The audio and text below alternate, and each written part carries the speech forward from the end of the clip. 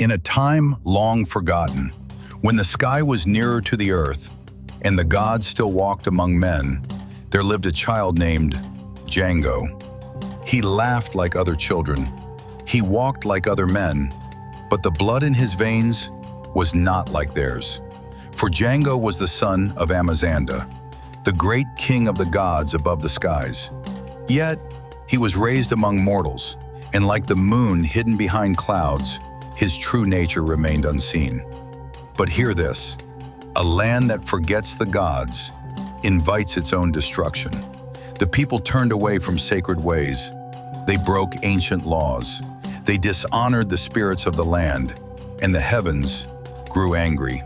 Most of all, it angered Helios, the feared lord of the underworld, the keeper of shadows, the ruler of the land where the dead whisper. So a curse was spoken, and once spoken, it could not be taken back. The king's only daughter, the beautiful Princess Airomeda, would be given as sacrifice to a terrible creature deep within the evil forest, a forest where even spirits fear to wander, a place where the living do not return. The kingdom cried, mothers wept, warriors trembled. The king, broken in spirit, went with the chief priest to seek the gods.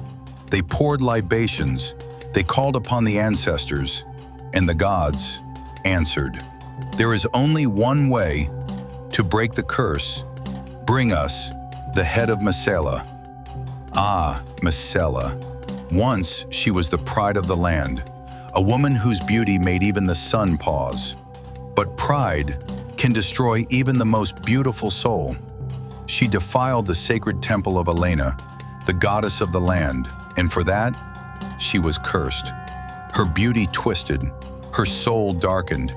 She became something not human, not spirit, a monster. And her eyes became death itself. Anyone who looked into them turned to stone. So the call was made, let every strong man rise, let every brave heart answer. 13 warriors stepped forward, and among them was Jango. That night, as the warriors slept beneath the open sky, a wind moved, though no trees shook. A light appeared, though no fire burned. And from the heavens descended a god. It was Amazanda, the Sky King, father of Jango. He stood beside his son, not as a king, but as a father. He gave him a shield that sees without looking, a sword that cuts what cannot be cut, and a sacred bag to carry what must never be touched. Then he was gone, like mist at sunrise. The warriors journeyed far, through dry lands, through whispering forests, through paths where spirits watch in silence, until they reached it, the underground temple of Messala. One by one, the warriors entered. Inside the temple lies statues of the dead. Slowly fear creeps in amongst them. Some shouted, some begged the ancestors. First warrior turned to stone from the gaze of Messala's eyes. They all made the same mistake. They looked, and when they looked, they became stone. 12 warriors, gone. Only one remained, Jango. He remembered the gift of the Sky King. He lifted the shield and saw not with his eyes, but through reflection. Step by step, he walked toward the monster. Messala screamed. She struck, but Jango did not falter.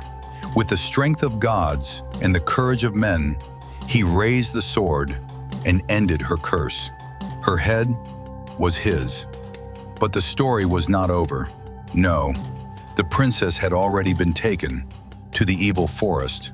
The creature waited, hungry, patient, ancient.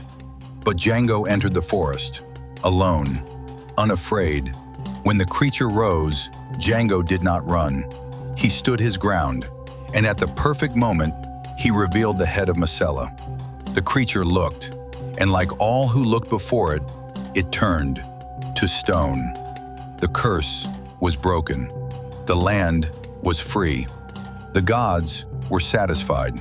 Princess Airomeda was saved, and Jango was no longer just a man. He became a legend, a bridge between gods and men. In time, he married the princess, and together they ruled the land with wisdom, with strength, with honor. And even today, when the wind moves through the trees, the elders still say, "Remember Jango, the son of the Sky King, the one who looked at death and did not blink."